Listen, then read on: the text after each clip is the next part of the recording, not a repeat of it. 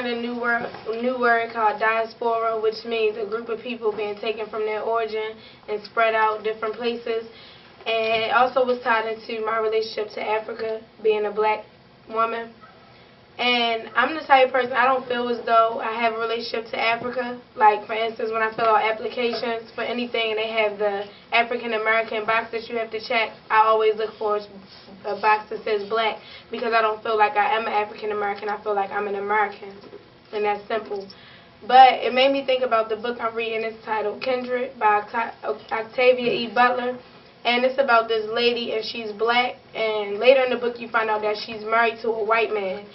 And she's taken back to the antebellum South, where her people were still enslaved. And it's like she finds out that she has white in her blood. Like, the people that she goes back to, they're actually white. And she's living on this plantation with the white slave owners. But she figures out how one of the slaves and the slave owner, they have a relation, and that's where her family comes from. So she's actually African and white.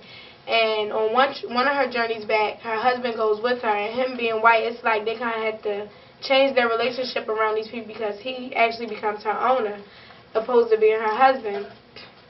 And it's like, it kind of makes me think, like, now I don't really focus my attention on that past, even though I know that it is my past now that I've been made to pay attention to it.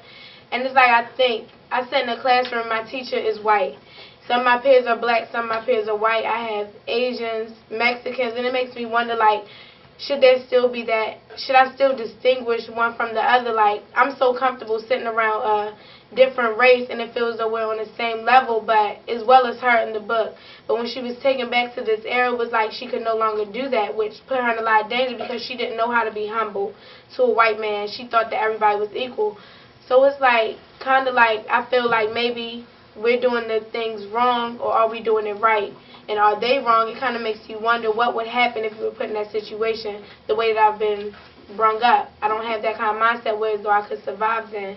And then today we also talked about if you're black, you can go back to Ghana and live, a country in Africa.